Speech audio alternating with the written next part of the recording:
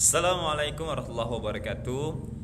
Anak-anak Bapak kelas 2 yang Bapak sayangi, pada kesempatan ini Bapak akan memberikan penjelasan dan juga catatan di akhir video ini,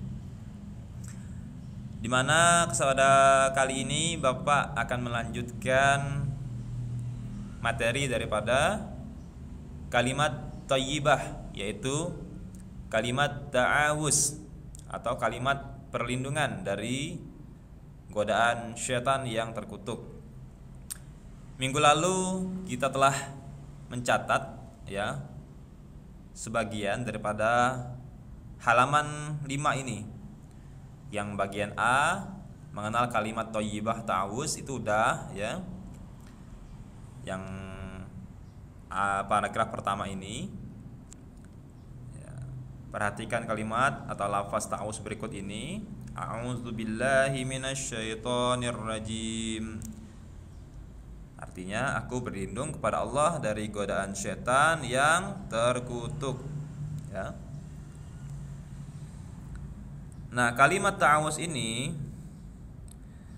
sering kita baca saat akan membaca Al-Quran biasanya kan.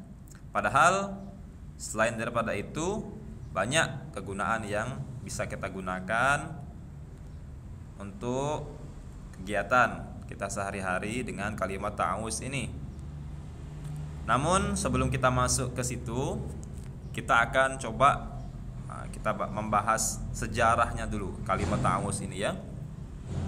Nah, di paragraf di bawahnya ini ada penjelasan bahwa kalimat thayyibah ta'awuz ini bermakna bahwa kita memohon perlindungan kepada Allah Subhanahu wa taala, dan kita meyakini bahwa Allah Subhanahu wa taala akan melindungi hambanya yang memohon perlindungan kepadanya. Selain itu, kalimat ta'awuz juga bermakna pengakuan atas kekuasaan Allah Subhanahu wa taala dan segala makhluknya. Manusia adalah makhluk Allah Subhanahu wa taala. Makhluk itu artinya adalah yang diciptakan oleh Allah Subhanahu wa taala, sedangkan Allah Subhanahu wa taala sendiri statusnya adalah sebagai Khalik atau pencipta dari segala sesuatu yang ada di dunia ini. Allah Subhanahu wa taala yang diperintah untuk manusia adalah makhluk Allah Subhanahu wa taala yang diperintah untuk tunduk dan beribadah kepadanya. Dalam menjalankan perintah Allah, manusia sering diganggu oleh makhluk-makhluk lain, bisikan-bisikan. Makhluk ini tidak suka jika kita sebagai manusia tunduk atas perintah-perintah yang Allah berikan. Ya. Karena apa? Karena makhluk-makhluk yang tidak suka itu adalah setan atau iblis. Mereka merasa diri mereka lebih mulia dari kita manusia. Ya.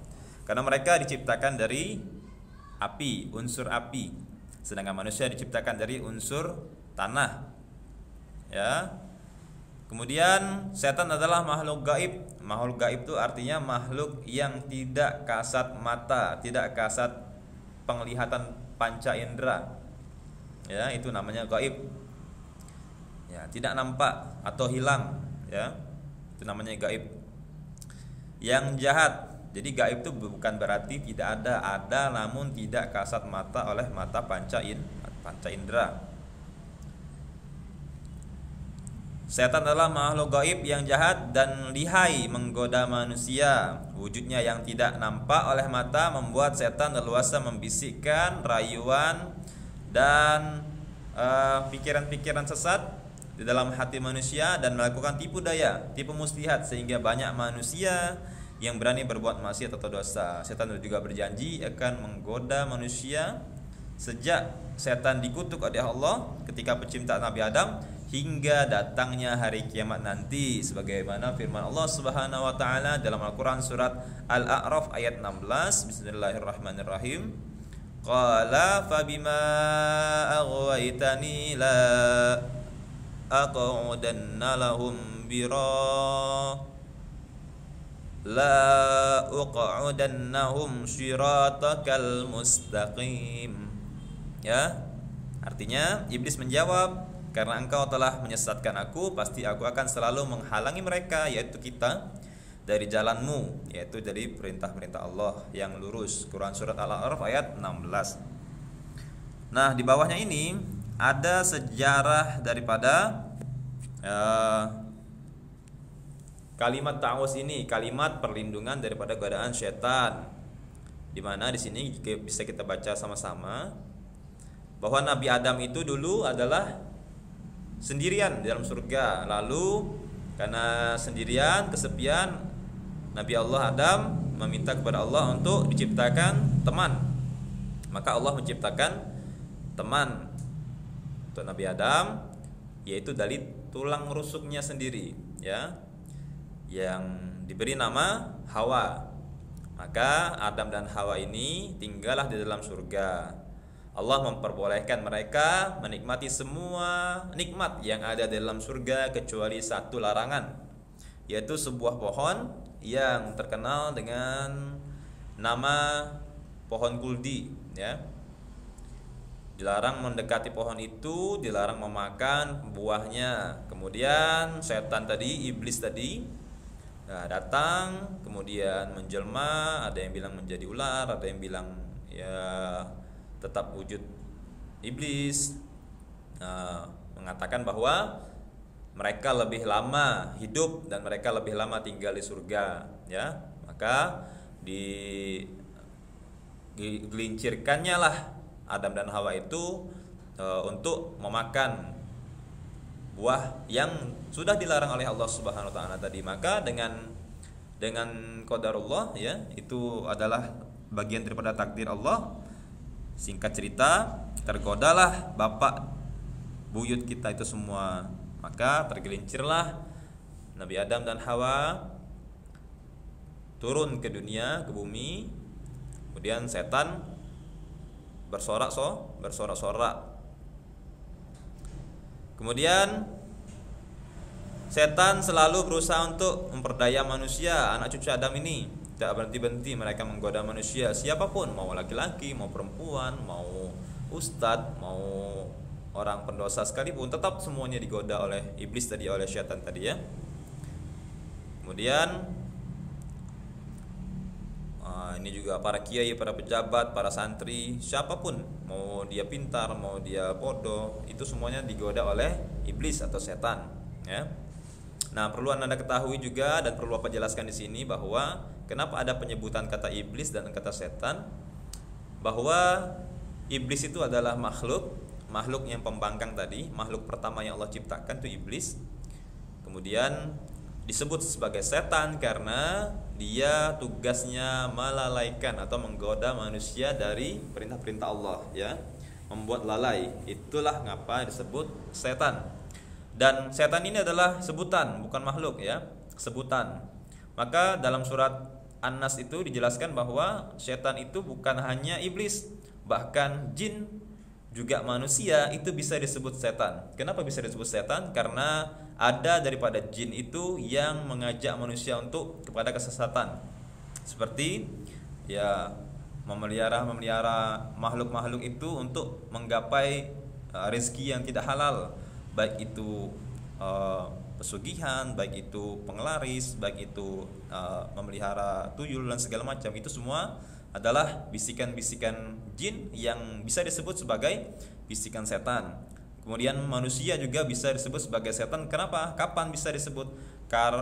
Ketika mereka mengajak temannya atau saudaranya untuk berbuat jahat atau berbuat maksiat, maka disitulah manusia juga bisa disebut sebagai setan, ya. Silakan nanti dibaca surat An-Nasnya, terjemahannya, juga asbabun nuzulnya, juga tafsirnya bila perlu, ya. Untuk para orang tua mungkin kalau Ananda mungkin belum sampai, tapi kita kasih penjelasan bahwa setan itu bukan makhluk, setan itu adalah sifat untuk menyebutkan suatu perbuatan penyematan kepada orang yang suka menggoda kepada ke arah kesesatan, baik itu iblis, baik itu jin ataupun manusia, ya. Jadi setan itu bukan hanya sebutan untuk iblis, ya Nanda, ya. Seperti itu. Jadi itu tadi sejarah singkatnya. Kemudian untuk pelajaran kita pada kesempatan kali ini, nah ini dia yang bagian B, membaca kalimat ta'awuz. Nah, kapan saja? Ini ada nomor 1, yaitu ketika akan membaca Al-Quran. Nah, kita sering kalau mau membaca Al-Quran itu kita baca a'udzubillahi minasyaitonirrajim. Aku berlindung kepada Allah dari godaan syaitan yang terkutuk. Kemudian yang kedua, ketika akan melaksanakan sholat, jadi ketika mau berdiri itu disunahkan ta'awuz. Ada juga yang mau membaca setelah ta'awuz baca tambahan surat An-Nas, tapi bacanya lirih, sirri aja, cukup kita sendiri yang dengar. Yang ketiga, ketika memulai berdoa, ya. Nah, biasa kan kalau mau berdoa itu a'udzubillahi minasyaitonirrajim, bismillahirrahmanirrahim, alhamdulillahirabbil alamin, Allahumma shalli ala sayyidina Muhammad wa ala ali sayyidina Muhammad, ya. Jangan lupa shalawatnya kalau mau berdoa. Kemudian ditutup juga dengan hamdalah dan shalawat. Kemudian yang ketiga dulu.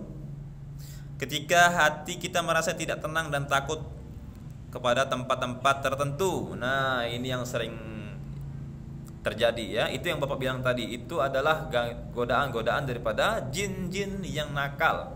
Jadi kalau ada tempat yang sedikit angker, tempatnya agak seram, kok sering merinding, itu bukan iblis kalau yang itu. Kalau yang itu adalah jin. Jin-jin iseng, jin-jin nakal yang suka godain manusia dalam wujud ya pocong, ya hantu, ya segala macam, ya kuntilanak. Itu namanya jin. Nah, itu juga disebut setan. Karena ngapa? Karena ketika Anda lihat mereka terus timbul rasa takut, maka ketakutan itu bisa mengalahkan ketakutan daripada Allah sendiri. Maka itu sudah tergelincir, tidak boleh. Ya, tahapannya memang secara manusiawi kita semua pasti takut. Dalam fitrah kita lihat-lihat yang tidak normal itu kita ngeri. Tapi nanti lambat laun semakin dewasa Anda akan paham bahwa mereka itu semua dalam makhluk sama seperti kita. Bahkan derajat mereka itu di bawah kita sebenarnya. Kenapa? Karena Allah memberikan kita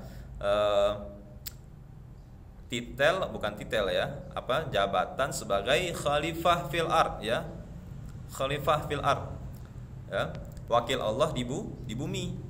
Nah, itu kita itu. Jadi kita tidak boleh takut kepada mereka. Yang takutnya itu sampai sangat-sangat takut, nggak boleh. Kalau sekedar serem, sekedar ngeri, ya dilatih sebagaimana lama-lama nanti supaya tidak sampai takut lagi. Karena mereka itu, ya, jin-jin yang kita sebut sebagai setan itu adalah dia senang ketika kita takut. Maka ketika kita takut, ketakutan kita itu diambil oleh mereka, dijadikan kekuatan kepada mereka. Maka kalau kita tidak takut, mereka jadi lemah.